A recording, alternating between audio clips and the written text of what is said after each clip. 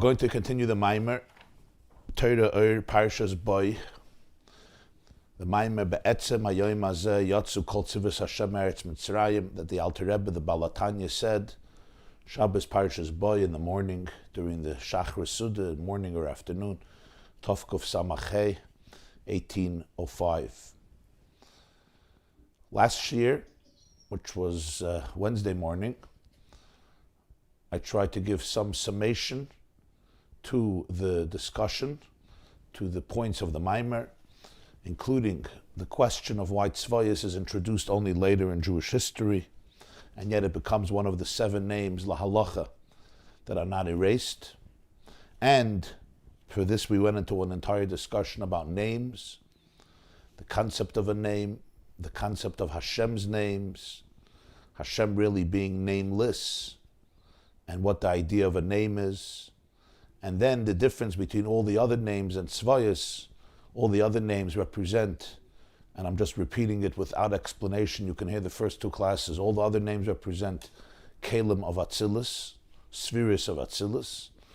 The name Yutke Vavke represents the Oir that infuses the Kalim, and that Oir is similar by all the Kalim.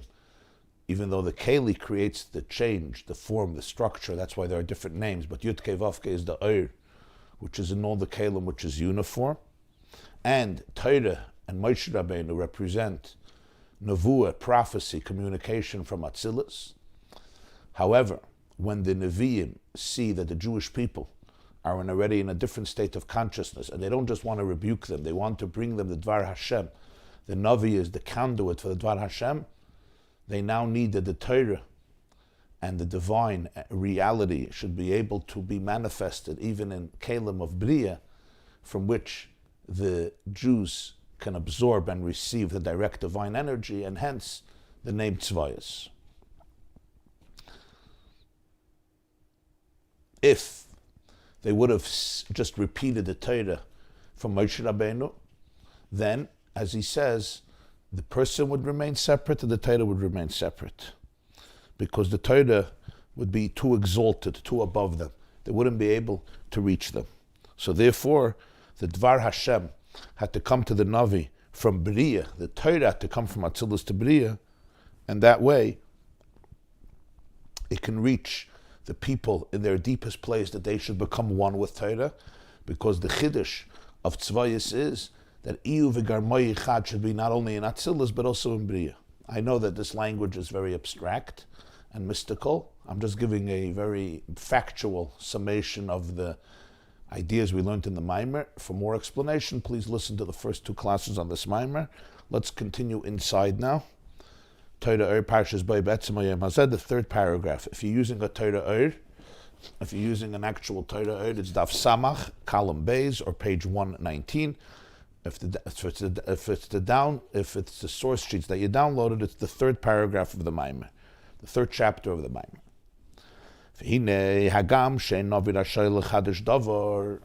Even though we have a sacred principle in the Jewish tradition that a Navi is not allowed to be mechadish anything. He's not allowed to innovate a new mitzvah in Torah. This is a Gemara in Shabbos Kuf Dalet, and the Rambam discusses this at length in Hilchos Yesodei HaTorah, the final chapters, that all the Nevi'im, their role was lahazir esa'amal divrei Torah, in the words of the Rambam, to caution, to motivate, to inspire, and to invigorate the Jewish people to observe the words of Torah, to observe the Torah of Moshe Rabbeinu. That was the prophet, the collection of the Nevi'im. In other words, the Nevi'im could not come up with a new mitzvah, with a new Torah. That's not a Navi. In fact, that would disqualify a Navi. A Navi can either speak about the future, things that are going to happen. He could tell the Jews advice, do this and don't do this. And he motivates them and tries to inspire them to follow the Torah of Moshe Rabbeinu. If a Navi comes and says, Shabbos is no more on Shabbos, Shabbos is Sunday, which actually happened in history, we know it's not a Navi, because Torah Hazeh, Torah won't be changed. If a Navi comes and says that the Rebbeinu Shalom doesn't want us to put on tefillin anymore, he doesn't want tefillin anymore. It's for the old days. He doesn't want kashrus anymore. We don't need kashrus anymore. Kashrus was good in the desert for hygiene purposes, but now you don't need kashrus anymore. Or that Shabbos, there's no lamatas malachas, there's no problem with lighting a fire, because it used to be hard to light a fire, but today you could strike a match or put on a light, it's fine. A Navi comes and says, Hashem told him that Shabbos could be a little different. You could light a cigarette, or light up your room, or light a fire. It's not a big deal. You go to the stove, you put on a fire. You don't have to chop wood and bring wood. If a Navi says that, not only is he disqualified as a Navi, but as the Rambam puts it, we know that he's a Navi Sheker, because he's contradicting the Nevuah of Moshe Rabbeinu, and that's the most powerful Nevuah because all the Jews observed it. We learned this in the Rambam Hilchos Yesodei HaTorah, a fundamental idea about how Yiddishkeit is passed on from generation to generation. Asks the Alter Rebbe, we say, Ein Navi Rashay L'Chadash Davar, and here, it seems like in this mimer that the Nevi'im created a new Torah, the Torah from Atzilus, the Torah from Atzilus, they brought it down to Bria. I thought a Navi doesn't do something new. The Navi just repeats the words of Moshe, invigorates, inspires, motivates, warns, can talk about dire consequences or great benefits or rewards, or prophesizes about the future. Says the Alter Rebbe, of course, everything we're speaking about is not a chiddush, it's not an innovation to add something new on the Torah of Moshe. Rather, it's communicating the Torah without any taisvus, without any addition, and without any giroyin, without any subtractions, without adding and without taking away. From the realm of Atzilus to the realm of Bria. Atzilus and Bria, the gulf between Atzilus and Bria is very dramatic. What's Atzilus? Atzilus, we learned many times, is the first world, the highest world in the hierarchy of worlds. That's the world, Kivayachal, where the Ein Sof assumes identity, where the Ein Sof assumes names. That's where the 7 names are. Those are the 7 midas of Atzilus. But it's still a world in which Einoid Mulvada is apparent. The Zohar says, Ihu v'chayu hichad, Ihu v'garmai hichad. He and his lights are one, he and his vessels are one, he and his garments are one. In other words, in Atzilus what's felt is only Ihu. Ihu is the Ein Sof himself, Hashem himself, channeled through Chesed, Gvura, Tiferes, Netzach, Chayid, Yesod, Malchus, those are the names. Bria is called creation. Bria is Olam HaBria, it's the world of creation. In other words, in Bria, there's a gulf between Atzilus and Bria where it creates a new sense of consciousness, of otherness, of separateness. That's why it's called Bria. Then it devolves. There's Yitzira, there is Asiya, there's the spiritual world of Asiya, and then there's the physical world of Asiya, which we inhabit.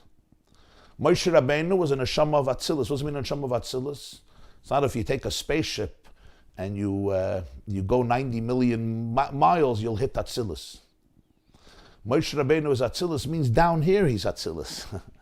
Moshe Rabbeinu, I remember the Rebbe once said at a Fabrengen, Moshe Rabbeinu comes to Para, he says, Atzilus ret mit shalosh klippus atmeyes legamri. Moshe speaking to Para is Atzilus, speaking with the three absolutely unholy shells and husks that were represented by Para. Atzilus is not somewhere up there. Atzilus is a way of looking at the world. Atzilus are basically lenses. They're certain glasses, spiritually microscopic lenses that allow your eyes to perceive the same reality in a deeper way, in the deepest way, in the most profound way, by experiencing the oneness, the Olam HaAchdus. The whole Bria is one. The whole Bria is really a manifestation of Ein Sof.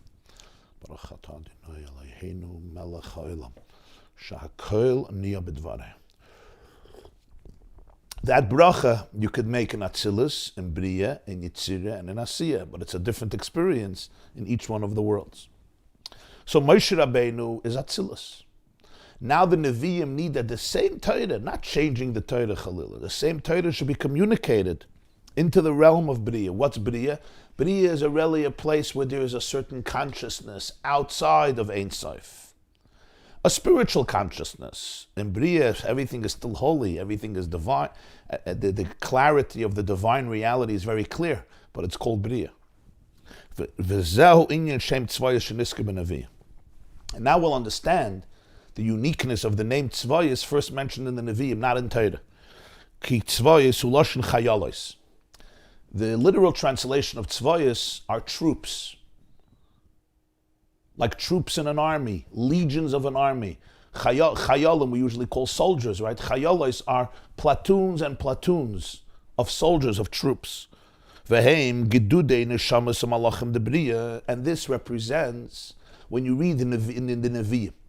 For example, let's take the Nevuah, we say it every day. Kadosh, Kadosh, Kadosh, Hashem tzva'os malach al haaretz kavod. Right? This is Yeshaya HaNavi. People read Kadosh, Kadosh, Kadosh. They're not reading from Chumash. They're reading from Yeshaya HaNavi. He's the one who said Kadosh, Kadosh, Kadosh, Hashem tzva'os, which we say before Kriyas Shema, and we say in Kedusha. What is tzva'os representing? Sveyas represents gedudei. Gedudei are platoons of souls and angels, debriya. Asher ein misper legdudav. Tanakh says there's no number for his gedudav. There's no number for Hashem's troops, for Hashem's legions. There's no limit to them. Ein misper legdudav. There's no misper to them. V'heim nivroim mechodashim me'ayin liyesh mamish. But they're all created and renewed, literally from nothingness, morphing into somethingness. You can't define these neshamas and malachim from Bria as elikus, as divinity, as godliness. They're created from Hashem. Shehu b'chinas elikus mamash. Atzilus is elikus. Atzilus is nishtaken welt. In Atzilus, everything is Ein Sof. Everything is only reality of Hashem. A Bria is already a space where you can experience elikus. But there's an identity, there's what's called a zulus, there's somebody outside of Elikus, at least in their own perception. That's the chiddush of Bria. Bria means Bereshis bara, Hashem created. The Ramban says in the beginning of Bereshis, when it says bara, it means yesh me'ayin.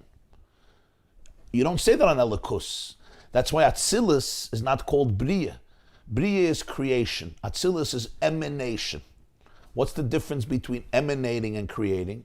Emanating in the English is something inside of me that I send out. I send forth. It emanates from me, like a light emanates from you. Hashem tells Moshe, "V'atzalti min haruach asher alecha v'samti aleim." Parshas Baloischa. I'm going to take part of the spirit of you on you and confer it on the 70 elders, like lighting one candle from another candle. So it's taking the ruach of Moshe, the light of Moshe, and continuing it and conferring it on the people, the 70 students, the 70 elders who would serve together with Moshe Rabbeinu in the original Sanhedrin in Parshas Baloischa. So Atzilus represents the way the Ein Sof emanates and is expressed and manifested within the vessels of Atzilus, which is within the structure of the Midas, but it's all divine. It's divine characteristics. It's Atzilus. It's not Yesh Me'ayin. Bria is already something called Yesh Me'ayin. From nothingness, which means no thingness. The reason we call it nothingness is not because it's nothing. It's no thingness. You can't identify it as you hear nothingness is no thingness. That's what ayin is. You got to get that. From no thingness comes a yesh. What's a yesh? The yesh of Bria is not an ego. The yesh of Bria is kulei ruchni, kulei kedusha, kulei toitom an neshamas and malachim, who scream Kadosh, Kadosh, Kadosh, Hashem tzva'os malach al haaretz kavod. Baruch kavod Hashem imkaimai. That's Yitzira. In Bria they scream Kadosh, Kadosh, Kadosh, Hashem tzva'os malach al haaretz kavod. In Yitzira they scream Baruch kavod Hashem imkaimai. That's the difference between the Seraphim and the Chayas HaKadosh. The Seraphim are Bria, Chayas HaKadosh are Yitzira. Ifanim are Asiyah. That's the different malachim we speak about in the morning before Kriyas Shema. So Bria is already called the world of Bria because the gulf, the Ein Sof, is so eclipsed at the end of Atzilus that it allows for a new creation that's not a likus. I don't experience myself as a likus. I experience myself as I. Now the question is, what's your relationship with God? But it's about a relationship because there's otherness. That's the chiddush of Bria. So Bria is a completely different realm than Atzilus. And therefore, you never say that Hashem, usually we don't say Ihu v'garmai echad with Bria. Hashem is one with the Kalim of Bria. No. When I look at a Kali of Bria, I look at the Bria. I'm not looking at Hashem. In Atzilus, the Kali is one with the Erd. In other words, the Kali is a channel for Ein Sof. In other words, the name is a channel for namelessness. In Bria, the name already assumes its own identity. It has a characteristic. That's what I am. I may have spiritual properties. I may be in tune with my source, but there's something called a Bria. So on the Kalim of Atzilus, you could say Hashem. We say in davening, Elokai Shma'a. Elokai, listen to me. Who am I talking to? I'm talking to Hashem. I'm not talking to a name, I'm talking to Hashem. The name, like just when I say Aaron, or Motel, or Shimon, or Mendel, or of course Ben Sion. Who am I talking to? I'm not talking to Ben Sion, some name on paper. I'm talking to you. The name captures you. That you say in Atzilus. In Bri, you're not going to say that. The names of Hashem are Atzilus. Because in each Keli is Nirgish Dein Seif. Come the Nevi'im, and this is the Chiddush of Sveyas. And one of the Wafel became a Nevi'im, im Shichush Yislabish Bem Eurin Seif Baruch Hu Betachlis HaYichud, Kamashim Yislabish Bekelim Datzilus, Ad the Iyu V'gar Moichad. The Nevi'im came, and they accomplished something extraordinary. Not Chas V'Shalom, they changed the Torah. But what they caused is that in the Kelim of Bria, which means in the structures of Bria, the Ein Sof, the light of infinity, should be enclosed with the ultimate unity, just like the light of infinity is infusing and is enclosed in the vessels of Atzilus, to the point that about Atzilus we say, Ihu v'gar moyichat. He and his vessels are one. In other words, the vessel, the structures are not seen as structures, independent, but just as channels, where you sense the whole Ein Sof. What's the definition of Chesed, of Gvura, of Tiferes, of Netzach? The Metzias of Atzilus is Ein Sof, even the Metzias of it. But that's only about Atzilus.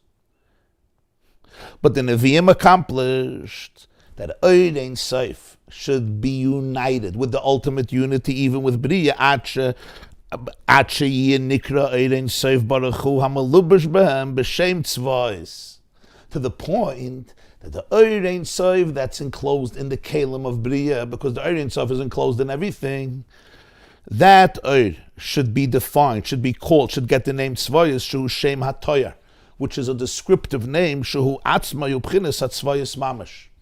When we're calling Hashem Sveyas, we're saying you are Sveyas. It's you. Ke'inyan iyu v'gar moyichat shabatzilus, Shehu Atzma Hu Adeya V'hu Amada V'hu Ayadua. Just like in Atzilus, we say, when I say Chachma of Atzilus, I'm saying it's you. Hashem is called a Chacham. We say Hu Amada. He is the knowledge. He is the knower. He is the known. Even though Hashem is not defined by knowledge, but the knowledge in Atzilus is a conduit for Ein Sof. It's not separate. So the Chiddush is it's Hashem's name. In other words, it's Him in the name. The Chiddush in Bria is, this is the Chiddush of Sveyas. It's not just an idea. It's Hashem's name. How can you call Hashem a Keli of Bria? You're reducing him to a structure of Bria, to a Nivra. The Pshat is, when Ein Sof could be unified with the Kelim of Bria, so then the Keli of Bria could be called Hashem's name. It's Him. Because Iyu v'gar moyichat, Kach misyachad b'kelim debiyah, Atshehu atzmai hu atzvayas. He himself becomes Sveyas. Sveyas represents the Kelim of Bria, the Neshamas of Bria, the Malachim of Bria. In other words, those things that are created, and you call Hashem Sveyas. It's a creation, it's not Hashem.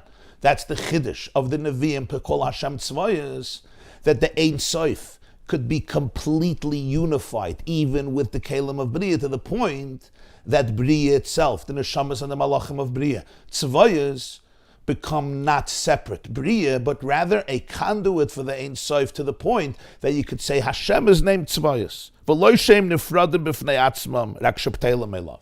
It's not that they're separate, they're just subservient to him. Elishem misyachid iman mamash. He becomes completely one with them. Kamashal, an example is yichud v'chibur haneshama haguf. The fusion and the unity of the soul with the body. Shagam shagufu akliva ikini haneshama. Even though the guf is like a vessel, and the neshama is like the light. We all understand the guf is a facilitator, it's a mechanism through which the neshama's electricity, the neshama's life force, flows. So the guf is like the keli, the container, the structure, and the neshama is the main thing. Emes, im kol zeh misachedes im haguf. But it's not two separate things. When you look at a person, you don't say, oh, here is your soul and here is your body. They become one. Shenikra Adam, the whole person is called Adam. The guf is the neshama. They're not separate things. I don't look at you and say, this is your body and this is your personality. This is your mind, this is your brain, and this is your soul. Your neshama goes till here, your guf begins here. There's complete fusion, there's complete oneness. Shenikra Adam and Neshama Shabaguf. What is ayin kol zayin? Im kol zeh. Im kol zeh. Nonetheless. Im kol zeh is nonetheless. Even though it's two separate entities. The neshama is the oyer and the guf is the keli. But the miracle of life is that the neshama becomes one with the guf. They become completely unified. There's no separateness. Is there a difference between? There must be a difference between the unity in that chassidus and the unity here in Korea. Otherwise, I know what's the chiddush? You might as well just go up to our chassidus. I don't understand. Is this what the analogy of the fusion is about? Is it different type? Is it bittul hayesh instead of the bittul b'metzius? Is this what this is about? Let's see. It's a good question. You're asking if they accomplish that the same yichud and atzilus should be in bria, so then it's the same thing already. So then bria became atzilus. If bria became atzilus, so then you could just deal with atzilus. What do you have to go down from Moshe Rabbeinu? Great question. Let's hold that for a few moments. A recent shir, Rabbi was speaking about bittul yesh and bittul ayin, and I was going to ask for more clarification of that one. So here he mentioned it. Yeah, what's the difference between the bittul, the yichud of atzilus, the yichud of bria? Okay, very good. So what do we see by the soul and the body? They become completely one. You don't give the body a separate name. You say, you see this person? Here is his neshama and here is his guf. The definition of life is complete unification. And that's the reason, by the way, I'm saying this in parentheses, that today in recent generations there's a philosophy, obviously quite erroneous philosophy, that says there's no such a thing as a soul. The soul is a religious delusion. There's no such a thing as the soul. The body is everything. What about the life force in the body? It's like a machine. Nobody's going to say a machine has a soul, a neshama, that gives it a life force. No. You have electricity, and the electricity causes the machine to function. And that's basically what happens. Somehow the body, when it's alive, has this mechanism. What are you calling it, a neshama? It's not a higher reality that lives after death and lives before birth. Come on. It's just the body itself. And when it's dead, it's dead. It's just like the machine working. Chiyus, yeah. Yeah. And they argue there's no such a thing even as a neshama. There's only a guf. It's basically pure mechanism. It's pure matter. Matter is everything. There's no transcendent spirit. There's no transcendent neshama, nefesh. It doesn't exist. This is a very prevalent... There are some scientists today who are PhD type people looking at consciousness being, rather than the mind being an epiphenomenon, the consciousness actually creates matter based on what you speak about a lot with quantum mechanics. Yeah. Physics. It's either that the masses only learn the old Newtonian model of science, or the scientists who know about what the ramifications of quantum physics are keeping it very secret or in denial about it. Yeah. So we always speak about the idea of consciousness creating matter. The opposite extreme is matter is the only thing. All of consciousness is a delusion of matter. Somehow our machine knows how to think abstract thoughts as though it's a reality. But really, it's mamish, a pure machine. And this is a very prevalent idea. Some people preach it constantly. And there's literally nothing else. And when you'll ask them, but how does our machine create all these thoughts? Like, where do these thoughts come from? And questions and abstract thoughts. It's a mystery how this happened and how our brain developed this way. Generally, consciousness, even among animals, how did it develop? How did this cognitive leap or cognitive revolution, as they call it, happen? So it's a mystery. We don't know. But bottom line is, there's no need to say there's something else. Now, when you study the human body and the human organism, it's very hard to accept that. because the intricacies and the dazzling brilliance and the extraordinary mosaic and synthesis, not of millions and not of billions, but of trillions of components to create what we call life, and to be able to say that it's literally all random and all good luck, and there's no higher intelligence that infuses it, I think you need a lot of emunah for that.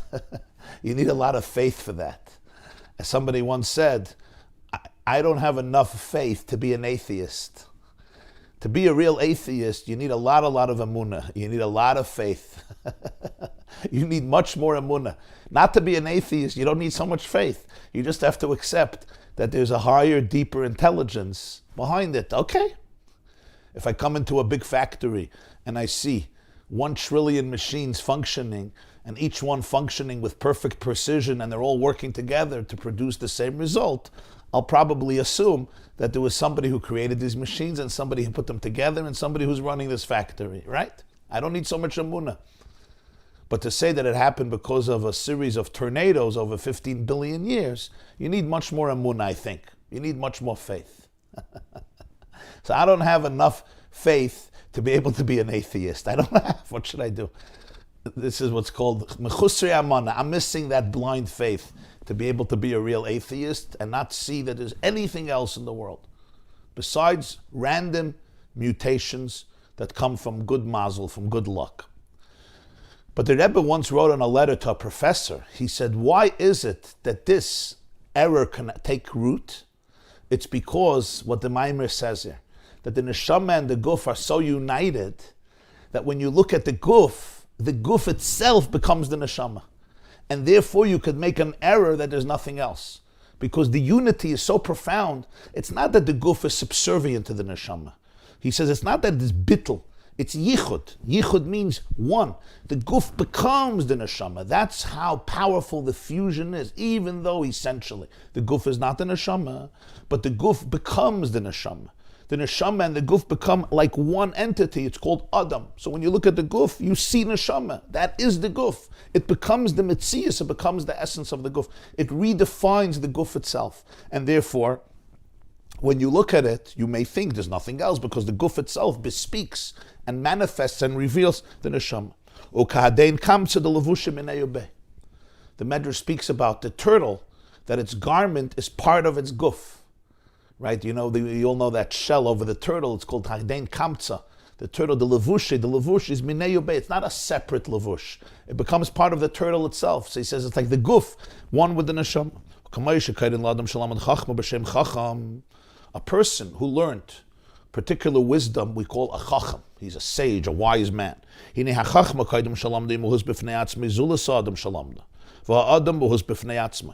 The wisdom prior to his acquiring it and learning it is distinct, outside of the person who learned it, and the person is distinct. But when he acquires this wisdom, now his name changes. He's called a chacham. He himself is called a chacham. Because of this chachma, and this is a Shem HaTayar, this is a name describing him. 1 second, you existed before this chachma. This chachma was outside of you. You're two distinct entities. Why are you called a chacham? Why should you be called a chacham? The you is not a chacham. But that's what happens. The person acquiring the wisdom, it becomes so internalized and so part of the person that the person himself can be called a chacham. This is a mashal. Even though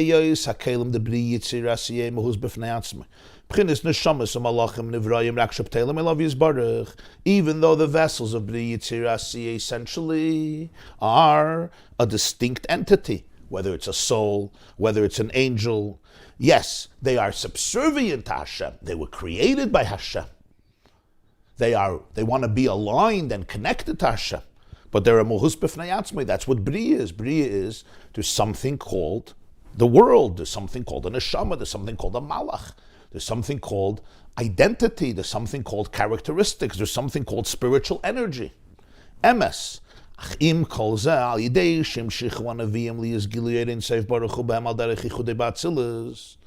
Nonetheless, again, nonetheless, Al Yidei Shimshichu Anavim, by the prophets communicating, by the prophets accomplishing, that the Ein Sof should be revealed in the Nivrayim, the Kalim of Bri Yitzir Asiyah, just like it's unified in Atzilus, as Nikro Hu Yizbarech Havayit Sveyas. So then Hashem assumes this new name, Havayit Sveyas, Shehu Shem HaToyar, which is a descriptive name, Shehu Yizbarech Hu Echadem Atzvayas Anal. It's not just a name representing something foreign and alien. It's Hashem HaToyar, it's a name to describe Hashem. That's the uniqueness of a name. When I say Hayom, I say Aaron, I say Israel, I'm describing you. I'm describing you. I'm not talking about your shirt. I'm not talking about your pants. I'm not talking about something you created. I'm describing you. I'm not talking about something you're involved in. A name is you. In Atzilus, that makes sense. The name is you, because Ihu v'chayoy yichad, Ihu v'garmoy yichad, it's all you. There's Chesed, Gvura, Tiferes, Netzach, Chod, Yisod, Malchus. No. In Atzilus, it's all Ein Sof. What we sense in the Chesed is a channel for Ein Sof. It's just a way that Ein Sof is expressing itself and manifesting itself, as we learned at length in the mimer Basi Lagani. But Tavshin Chaf Aleph, which we finished yesterday, at least one dimension of it. But one of the big ideas was the Baal Shem Tov, focusing on the idea of the Arizal. You remember that the Kalim themselves are the Koyach HaGvul of Ein Sof. What does it mean the Kalim themselves are Koyach HaGvul of Ein Sof? That Chesed and Gvura and Chachma and Tiferes and Netzach and Yisod Malchus are Ein Sof. It's just channeling it through a finite structure. So you could say Hashem, Malchus of Atzilus is Hashem. What do you mean? Hashem is Malchus? You're reducing him to Malchus? You're reducing him to Chachma? In Atzilus, Ihu v'garmoy yichad. That works. But in Bria is the Chabriya. Bria is Yesh Me'ayin. Bria is a Mohuz B'fnei Atzmoi. So how do you call Hashem Tzvayis? If Tzvayis was a name of Atzilus, I have no problem. But Tzvayis is a name of Bria. You're calling Hashem Tzvayis. That's the Chiddush. That's what he says. Hashem is called Havayit Tzvayis, Shu Shem HaToyar, Shehu Yizbarech Hu Echadim HaTzvayis Hana. Hashem becomes one with its Sveyas. Ve'einam nifradim, there's no separateness. Wow. This was the revolution of Sveyas. V'lachein shem havaya mitzdaref l'shem Sveyas. And that's why you'll see the Nevi'im usually combine Havaya and Sveyas. Right? HaKadosh, Kadosh, Kadosh, Hashem Sveyas. Hashem Elokim Sveyas. V'atispal Chana v'atomer, she speaks Hashem Sveyas. Koi Amar, Hashem Tzvayas, pocket pakadati. The Nevi'im, they often combine Havaya with Tzvayas. Why? Kishem Havaya hu b'Atzilus. We explain Havaya is always Atzilus. V'hu hamshachas Ein Sof b'kelim d'Atzilus. Havaya represents the Ein Sof that infuses the kelim of Atzilus, and that's why it's combined with all the other names. V'im kain k'dei sheyismashach Ein Sof b'Bri Yitzir Asiyu Aydei Shem Havaya b'Tchila v'Zeu Havaya Tzvayas. So for Ein Sof to come into Bri Yitzir Asiyu, like in Atzilus, it always happens through Havaya. Havaya is like the channel of pure infinity infusing the Kalim in Atzilus. That's why Havaya is the Oir of every name, and Havaya works with every other name. You could say Havaya Elikim, Havaya Adna, Kael Havaya. Havaya works with every other name, so Tzvayas also. For Tzvayas to happen, which is the Gili of Ein Sof in Bria, in the Kalim, in the Nivrayim of Bria, to the point that it can become Hashem's name. Hashem is called Tzvayas. We call Hashem Tzvayas because even the Nivrayim of Bria becomes so one that there's no separateness anymore. This comes through Havaya. What happens after this? Once the Nevi'im reveal this or accomplish this, now they speak to the Jews through this name. You know, one of the accomplishments that was accomplished for me by learning these Maimonim recently about names is that when I daven, I start reflecting on how many times we mention Hashem's name and don't take it for granted. Like, we don't usually notice it, right? Mizmor Shir Chanukas Abayis LaDavid, Aroi Mimcha Hashem. Hashem Elekoi Shivati Elecha. Elecha Hashem Ekrev El Hashem Eschana. Like, think about it, and it's a real energy. There's real energy there. It's not just words. It's experiences. It's energies. It's consciousness or beyond consciousness. So I started to count shame. Just not Yeah. Hashem setting up, but just shame. Yeah. Shame. Yeah. It's interesting. These are things that we usually completely don't take note of. Even those who have kavanah during davening, but it's like, another name of God. But really, it's a channel of energy. Rabbi mentioned something very good a few weeks ago. Kadosh, which is very worth repeating, which affected me very much, which is that kadosh can be thoughts, kadosh can be words, and kadosh can be actions. Yeah. And to have that kavanah that we should bring those three things to more people. Yeah. When we say Yeah. It says that it's in the Torah, Kaddish is machshava, dibur, ma'isa, words, thoughts, and actions. To be able to bring Hashem Sveyas into Bria, Yitzira, Asiya. Because Bria is machshava, Yitzira is dibur, and Asiya is ma'isa. So what do we gain by this? Once the Nevi'im revealed this, now they speak through this name. Now they don't use the other names. Now they use the name Sveyas. The Nevi'im. The last Nevi'im constantly use Sveyas. Why? You know why?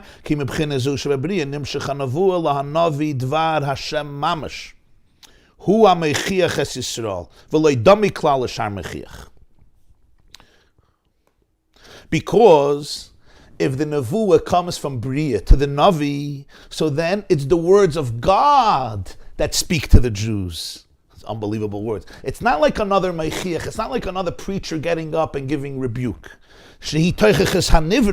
Usually I get up to speak. It's a created being, even a spiritual sage and a wise man or woman and a brilliant spiritual giant. But it's a teichach of the nivra. But what if the Creator motivates you directly? That's Nevuah. Nevuah is not just somebody, a good man, getting up and telling Chevra, hey, you got to do tshuva, you got to wake up, you got to get rid of your kas, you got to get rid of your anger, you got to get rid of your narcissism, you got to get rid of your hubris, you got to get rid of your folly, you got to get rid of whatever you got to get rid of. Then I remain separate. Your words are your words. They may be real, they may be potent, they may be relevant, they may be genuine, they may be very genuine, but I remain separate. It's two separate things. The Navi is a conduit for Hashem. The Navi says, Koi Amar Hashem. It's not just words. I can also say, Koi Amar Hashem. So God said. And I'm not lying. I quote a pasuk. That's not Nevuah. Nevuah is not, I'm quoting a pasuk. Nevuah is, Koi Amar Hashem. The Navi is a conduit for the divine. He says, Hashem spoke. Hashem spoke. For the Navi to do that, two things have to happen. He has to be a conduit, and he has to be a conduit that speaks to the people. That's why a lot of the prophets, you see, they were very, very afraid. They were very hesitant. They told Hashem, don't take me, I can't do it. And Hashem said, no, I'm with you, I'm with you. It's not enough that the Navi himself should be a conduit. He has to be a conduit that can reach the people, so that the people can experience Dvar Hashem Mamash. By Moshe Rabbeinu, they didn't hear Torah. They experienced Torah. The Torah became them. The Torah went into them. It became their DNA. The Torah became their DNA. It's a very different concept. That's Anoichi Hashem Elokecha. Anoichi becomes your DNA. Not it goes into you. You hear it as a good Rasha. It becomes me. It becomes me. That's a very different concept. That's what the Nevuah is. The Nevuah is, that's what he said earlier in the mimer, that the Torah and the person would remain separate if not for this. By the Nevi'im being mamshech, that Hashem could be called Sveyas. When they now give a Nevuah with the word Sveyas, you know what's happening? What's happening is the Ein Sof himself is communicating, is connecting to the Jewish soul, to the Jewish consciousness. They're hearing the Toicheches Haboire. It becomes completely unified with them. But that can only happen with the name Sveyas. If they would only use the name Havaya, there would be that gulf. Now, Reb Shimon is asking, how does this happen? So just go to Atzilus. What is the semantics? So here we see the richness. In chassidus, you see the richness of ideas. There's such rich ideas, but also the way it's expressed sometimes in a little detail. Who's the first one to name Hashem Tzvayis? Chana. If you take a look at the tefillah of Chana, I just want to quote it here. Shmuel,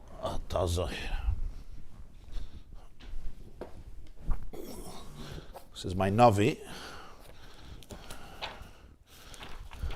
Chana doesn't have children. She goes to the Mishkan of Shiloh and she prays to Hashem for a child. We all know the stories, the Haftarah of Rosh Hashanah. Eli thinks that she's drunk. He says, go to AA, open up a chapter of Alcoholic Anonymous in your city. This is not good. Ad Mosai tishtakarin, hasirias yenech me'alayich. Chana says, no. You missed the point. Ve'eshpech nafshi lifnei Hashem. I am a struggling woman, and I poured out my soul before God. And that's when Eli says, go in peace, and Hashem will fulfill your request. And she has a baby. How does she daven for that baby? So this is the first time Hashem gets a new name. Shmuel Aleph, Perik Aleph, Pasuk Yud Aleph. You remember we started Shmuel Aleph, chapter 1, verse 11, Perik Yud Aleph. And this is explained in Basi Lagani, Perik Yud Aleph. Vatider neder, she makes a pledge. Vatoimar, she says, Hashem tzvo'os. If you will see the pain of your servant, and you won't forget me, and you'll give me a child, I will dedicate him for Hashem. I will dedicate this child to Hashem.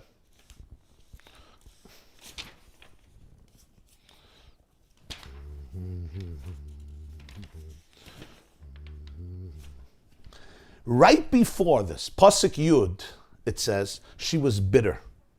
Vatispalel al Hashem. And she davened on Hashem. What does it mean she davened on Hashem? She davened to Hashem. Vatispalel el Hashem. Vatispalel lifnei Hashem. No. Vihi moras nofesh vatispalel al Adonai uvachei sifke. She davened on Hashem.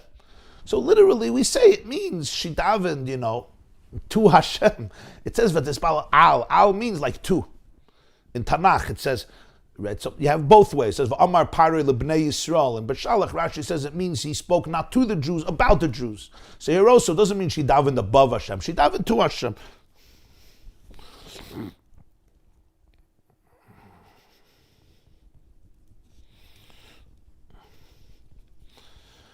Now Rashi says, he quotes Chazal. Why does she use the word Sveyas?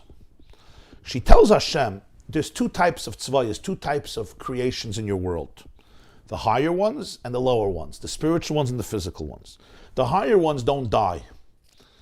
The physical ones procreate. The higher ones don't perish, but they don't procreate. They don't need children. The lower ones reproduce, but they die. She says, who am I? Am I from the higher ones or from the lower ones? If I'm the lower ones, I should reproduce. If I'm the higher ones, I should never die. Hashem tzvayas. There's only two tzvayas. Either I don't die, or I procreate. That's one interpretation. That's Rabbi Yossi Aglili's interpretation. In Brachas, Daf Lamed Aleph, Rashi quotes the second interpretation. It's that she's the first one to call Hashem tzvayas. She said, tzvayas, you have all these infinite legions in the world, and you can't give me one child. You have souls and angels and worlds and creations of all types, ad infinitum, and you can't give me one child. These are two different interpretations why she introduces the word tzvayas. But the Alter Rebbe focuses on vatispalel al Hashem. And here we come to the point.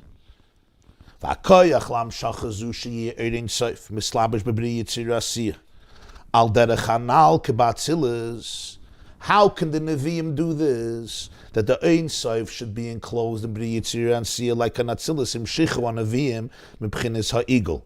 V'asev of Kolalmin asher sham kachashecha ka'ira. Shavin, hashavo mash v'katan v'gadol, shu dafke yochel lishafil es atzme lamata mata gam b'bri Yitzira Siyah ki kamei yizbarich kulam shavim k'mashakosov mitachaz ro'yasayla. I'll translate. The ability for the Nevi'im to do this is because they accessed from what's called the eagle, the great circle, the infinite light that transcends all the worlds, where darkness and light are identical, where the smallest and the greatest are equal, and therefore this can humble itself so below, it can come down so low, even in the three worlds, Bri, Yitzir, Asiya. Because by Hashem himself, everything is identical, as the Pasuk says, Moshe says in V'zayis HaBracha, below are the arms of the world. Bitachas Zroyas Olam. Ubazeh yuvan mashakasav b'chana v'tispalal al Hashem v'tomer Hashem Sveyas shekadei lahamshich b'chinas Sveyas hutzuk lahamshich b'chinas al Havaya hainu l'mayla m'shem Havaya. That's why it says Chana daven al Hashem, because the only way you can bring out this reality and reveal it and access it is if you go to a place that's even deeper kevayachol than the name Yud Kevavke. What is the Alter Rebbe saying?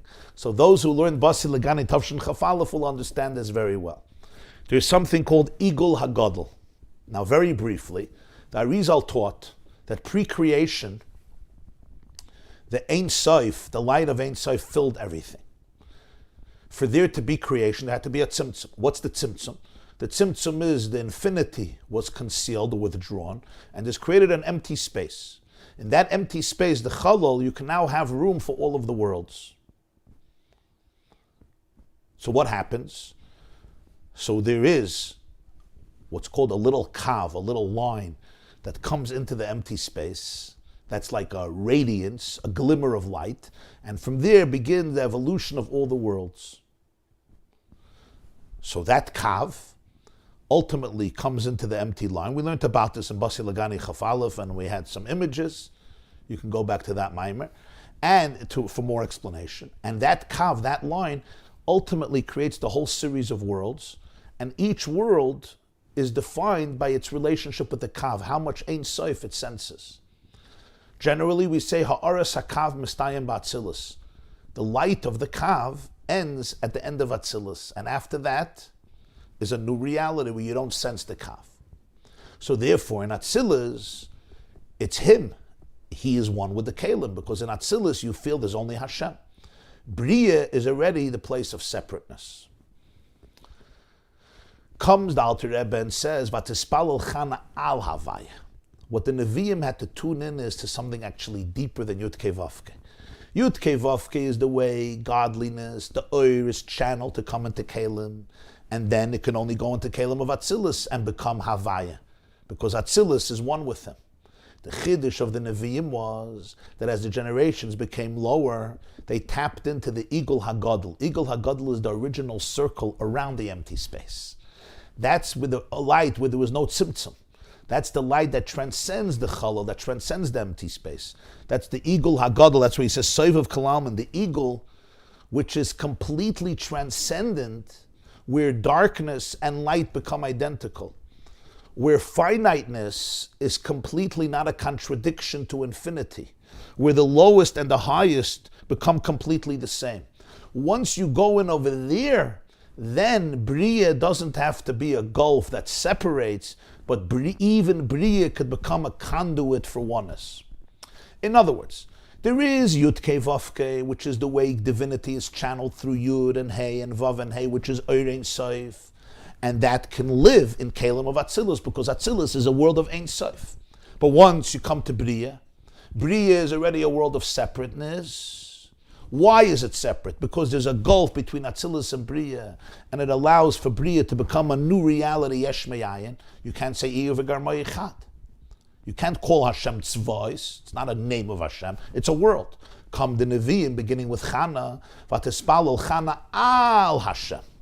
Above Yud Kei Vav Kei. She goes into the Igul HaGadol, which is above the Tzimtzum. Over there, darkness and light can completely coexist. Why? Because there's no darkness, because the smallest and the greatest are all one. And therefore, there is absolutely no reality which he can't pervade. Why? Because there's no distinctions, no demarcations, not even spiritual demarcations. And therefore, the most dense darkness is mamish like oir. When you come to that place, it's similar to what we spoke about atzmos, that confuse the infinite and the finite. That's what Alter Rebbe explained about Elav Eloi Lemidosav, deeper than the Ramak. and deeper than the Baal Shem Tov, the essence of the Baal Shem Tov. Reb Moshe Cordovero was Ur, the Baal Shem Tov was Kalim, and then there's the fusion of the two. I'm going back to the mimer, Basi Lagani Chaf Aleph. So what happens? The Nevi'im have to yet reveal a deeper level of Iyu v'garmoyi chad and Bria. How can Ein Sof be one with Bria? Bria is a separate world. To be able to reveal that the separateness of the Bria is also a channel for Ein Sof, and there's only Hashem, this is the Chiddush of Sveyas. But for this, you have to go into a much deeper place, which can go down to a much lower place and reveal that even the separateness is not separate. Because when for Atzilus to be one, Shem Havaya. But when you go even beyond Havaya, then Bria can also become one. And this the Nevi'im had to do in order to be able to communicate in that generation. So now you'll say, so they're going back to Atzilus. They're not going back to Atzilus.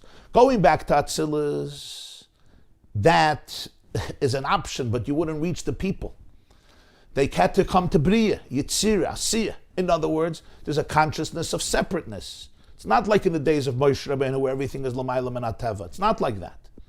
And nonetheless, the Nevi'im could be Megala, the Dvar Hashem Mamish, the Ein Sof, in Bria, to the point that the Jews can hear the Dvar Hashem Mamish, the Ein Sof, being channeled through the Navi, and therefore becoming completely one with them, where there's no separateness in them also. And this can touch them, this can affect them. This was the Chiddush of Chana, what is Palal Chana al Hashem. That means that at the time of the Devar Hashem, when they were speaking to people at the time, that at that moment there was a dissolving of identity in the people, and then they come back into identity, and is there a fluctuation, or is it just an awareness from a sense of identity that what's being spoken to me is the essence? You want to know if when the Navi speaks to the person, to the people, if that moment there's a dissolving of identity, so there's no separateness, and then they come back to identity, or no, from a place of identity, they can appreciate that there is oneness.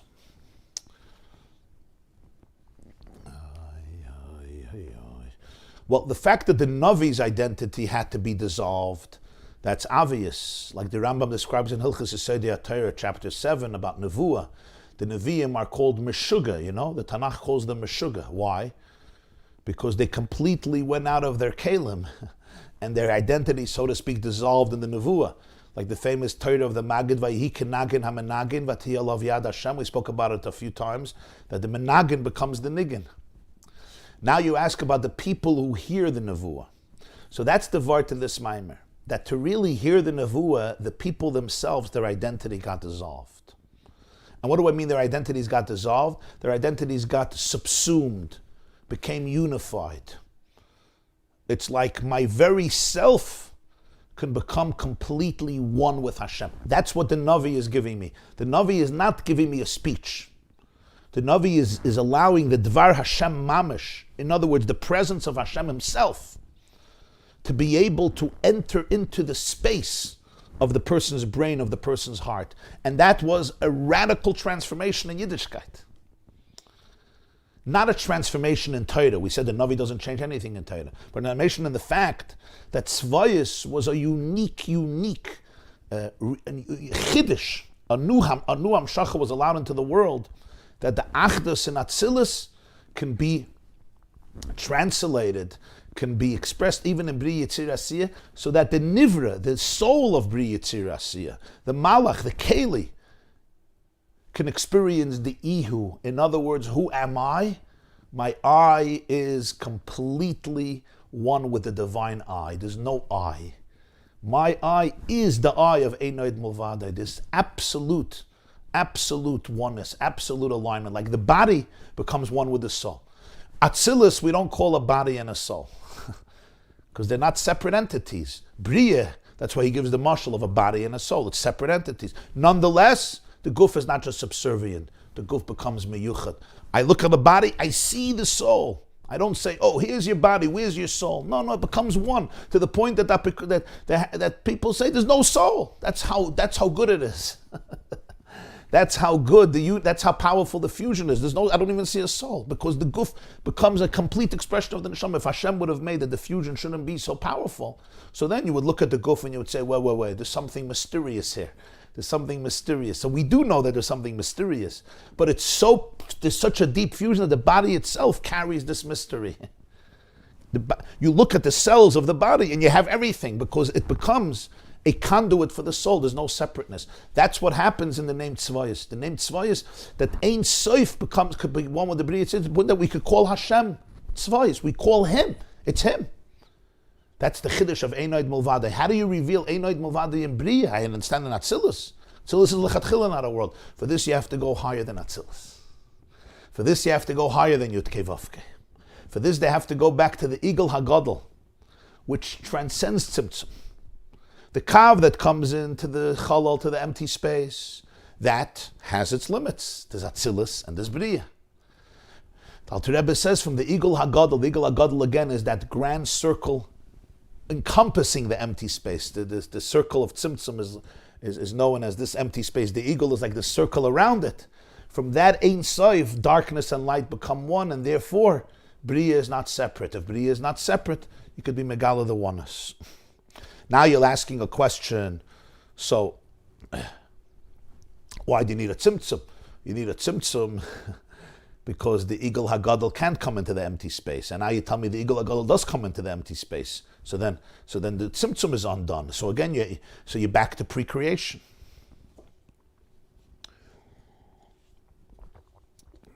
Okay, so that's beyond the realm of this shir, but I'll just say one nekuda. And that's why I keep on referencing Basi Lagani, Tavshin Chafalo, because over there this was explained beautifully. That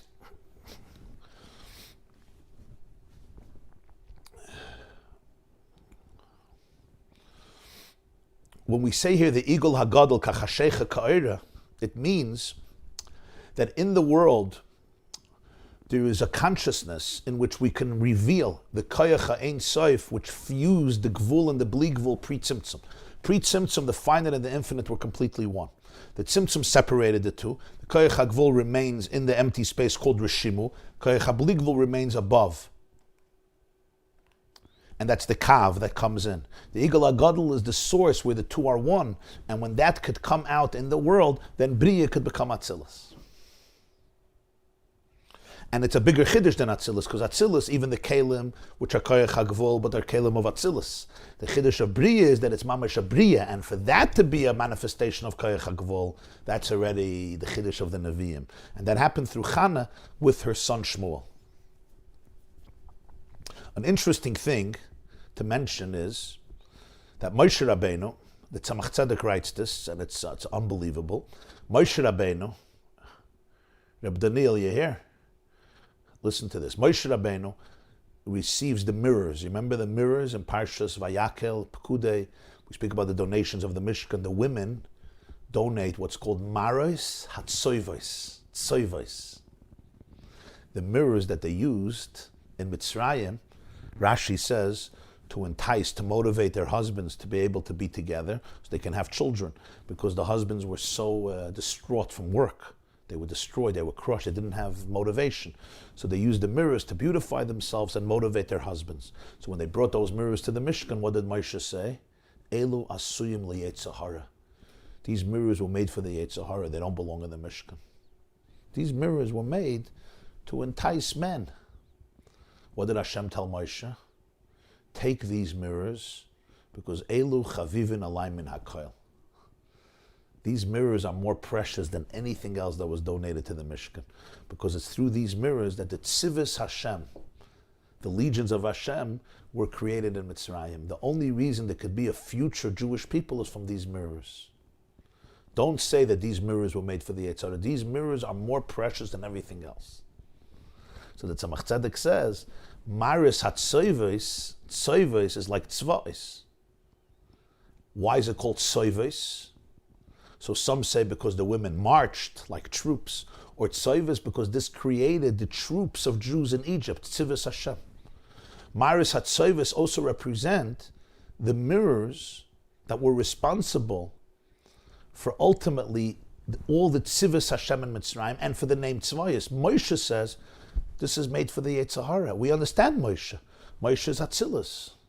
Moshe looks at these mirrors and Moshe says, This is not for the Mishkan. The Mishkan is for Shechanti B'Seichem. But Maris Hatzoivis is already the Chiddush of Sveyas that comes through Chana. That's a woman. Chana, who's a woman, representing the Rishimu, the Koyach HaGvul. Chana is the one who brings out the power of Hashem Tzvayas. That even though you live in a world where there's a Yetzer Hara, Elo Asum Yetzer Hara, you live in a world of mirrors. And a world of mirrors is l'chayra, a world that's dominated. And there's a tremendous influence for the Yetzer Hara. Those mirrors, Har Eini Es Marayech. We once learned a mimer in Torah, Parshas Bereshis, what a mirror is. A mirror represents that there's not glass. You can't see out because the glass gets covered with a little silver. In other words, there's a hester, there's concealment. This is already Olam Abriya. Nonetheless, it shows you backwards, or chayzer. The mirror gets you in touch with a deeper light. So Moshe Rabbeinu says, Elu asuyim liyetzer hara. We had a share on Parshas Vayakal about this, about the mirrors at length. So Moshe says this is made for the Yetzer Hara. By Moshe, Torah is Atzilus. Hashem says, Elu chavivin alay min hakol.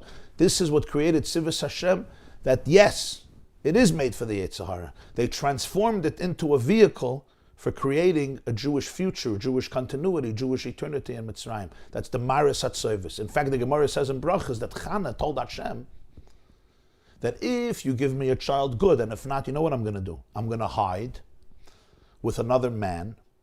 My husband is going to warn me not to be secluded. I'm going to go into seclusion. And then for him to stay married to me, he's going to have to give me the water, mei soita, to drink.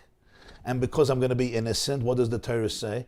If the woman really was adulterous, then she dies from the water. And if not, v'niksa v'nizra zara, she has children. So then you'll be forced to give me a child. So Chana was telling Hashem, if you don't give me a child glat, if you don't go direct, I'm going to go hide with a strange man in Parshas Nasai, the whole story with Saita, and that's how I'm going to do it. Like the Maris HaTzovis, similar to those mirrors. And that's how we'll get the child. But what does this all represent? This all represents that in a world where there's separateness, in a world where there could be trauma, in a world where you feel separate, nonetheless, the koyach of Chana was to create a whole deeper level, a deeper understanding of Achdus Hashem,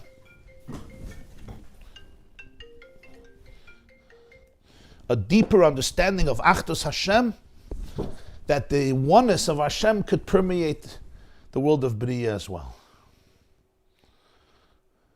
You Teufus Reb Shimon Abyssal.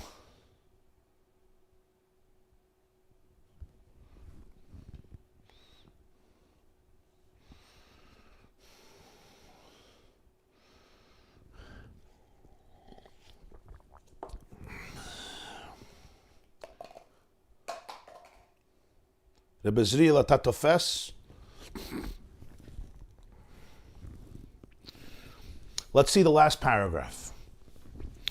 V'zeu shekasuv be'etzem hayom hazeh yatzu kol tzivus Hashem me'eretz Mitzrayim.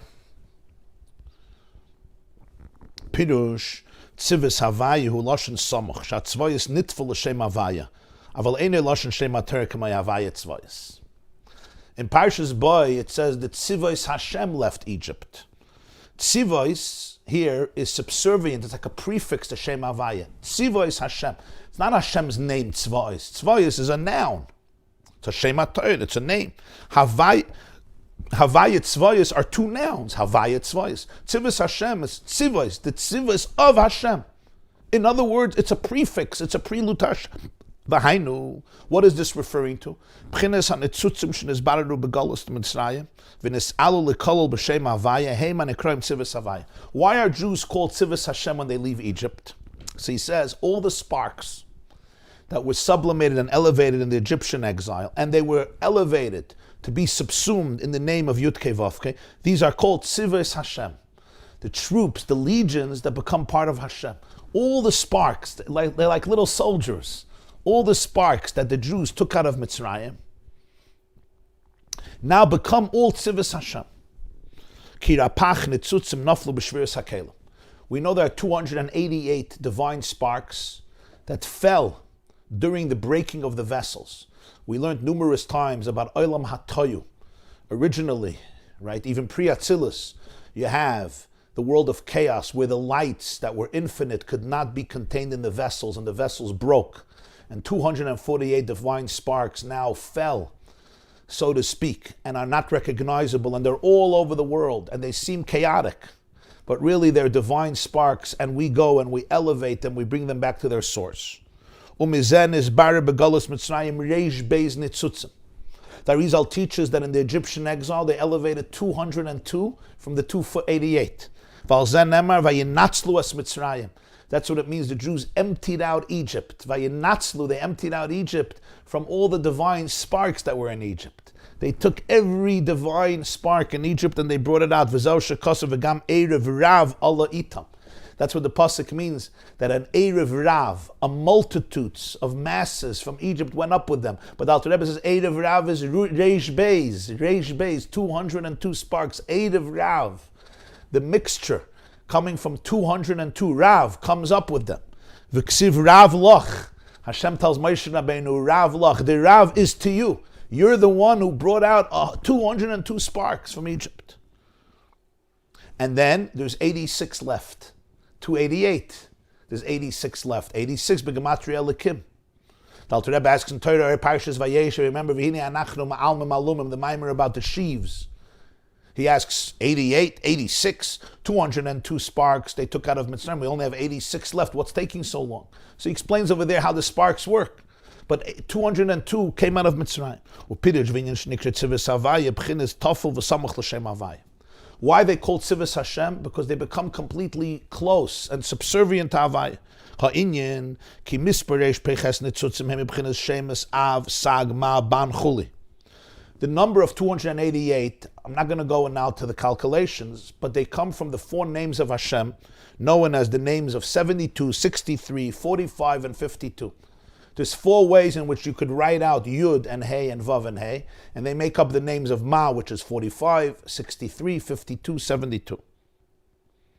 So the 288 sparks come from those four names. When the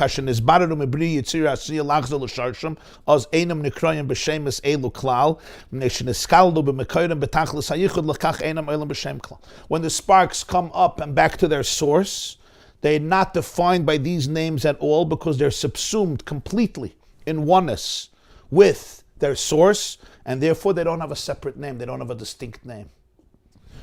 Hamashal bazeh. A mashal ksha'adam maskal b'gdulas Hashem bizbeinu zvasaga as an irrigashus asaga b'bchinas yesh v'davar.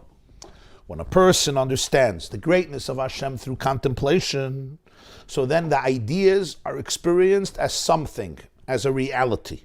But when these ideas can achieve the result that the person dissolves completely, then he doesn't experience the idea and the bittul as an experience. In real bittul, there's no feeling, there's no experience. In other words, sometimes I hear something, I understand something, I tune into something, and I get inspired. And I experience the inspiration, I experience the flow of energy. That's stage one. But stage B, stage two, a much deeper reality is when the person actually experiences bittul, so then there's no experience of bittul because there's no sense of I anymore. You just dissolve completely in that state of oneness. Now, I can't always live in that space, but he says, that's where bittul really happens. Bittul really happens when I don't feel the bittul, when I don't experience the bittul. When I feel it and I experience it, it's not bittul. It's maybe it's fun, it's inspiring, but it's not bittul. Kachal derech mashal hanitzutzim detayu shenaflu b'shvira yeshlan shemus shezameir b'chinas yesh v'davar at shenikra b'shem. The sparks of toyu which fell, they have names. Why do they have names? Because they have an identity. Shezeu hagilu zluzulase. What does a name represent? A name means that you could be called by somebody else. Person for himself doesn't need a name, but your friend needs your name to call you by your name. So when you have a name, it means that I can reach out to you, I can speak to you, I can call you. You leave an impression on me. I want a relationship with you. There's an identity there that I can experience. But that's only a more external layer of life. When the sparks become completely aligned with their source, when the posture of each one of these sparks becomes completely one with the source in Elikus, they don't have names. Names only exist in a more external layer of reality when my identity becomes concretized to the point that you can experience it and you can perceive it. In the deepest core of self, where there's complete alignment, there's no name. And therefore, these nitzutzes, when they come back to the complete source, they don't have a name. So they're called all the Sveyas of Hashem. They're completely aligned and close and absorbed in the name of Havaya. The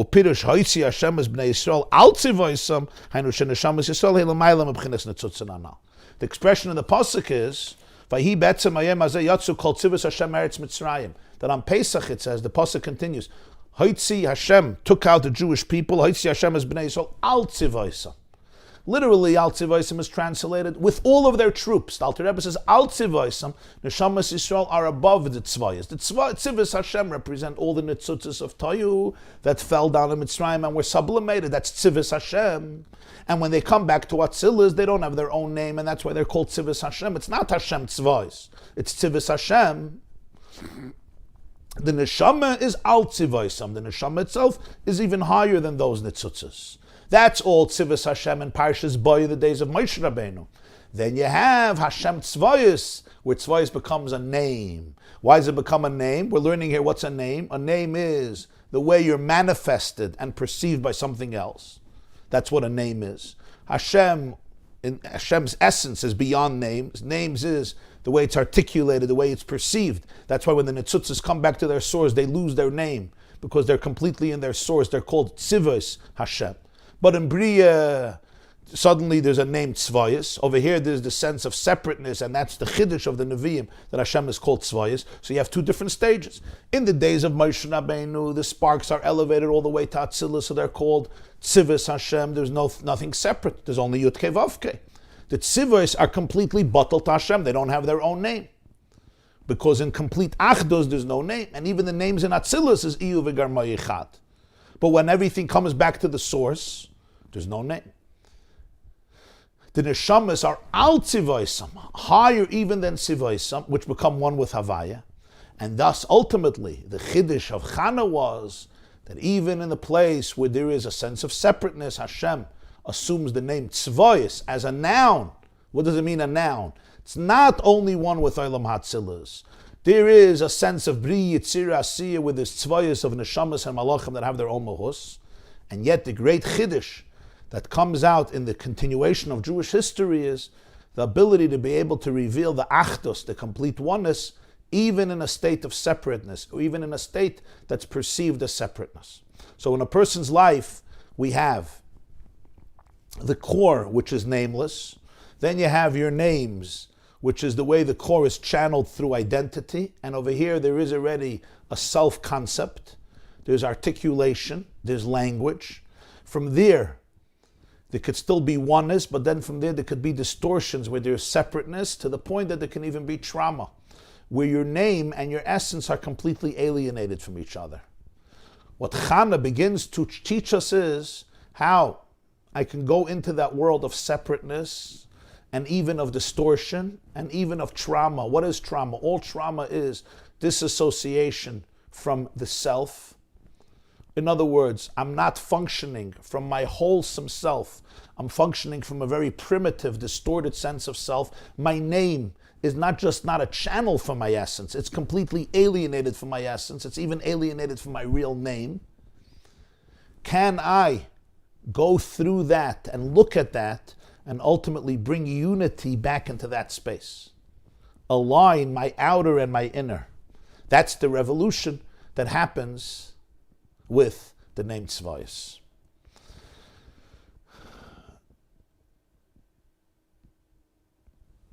I want to remind everybody that Mitzvah Shabbos, we're going to have a big farbrengen in honor of Yud Shvat, 24 Shei in the tent, 8 o'clock p.m. It will be streamed live on theyeshiva.net, 8:30 p.m. Mitzvah Shabbos. Everybody have a beautiful Shabbos and a beautiful, beautiful day.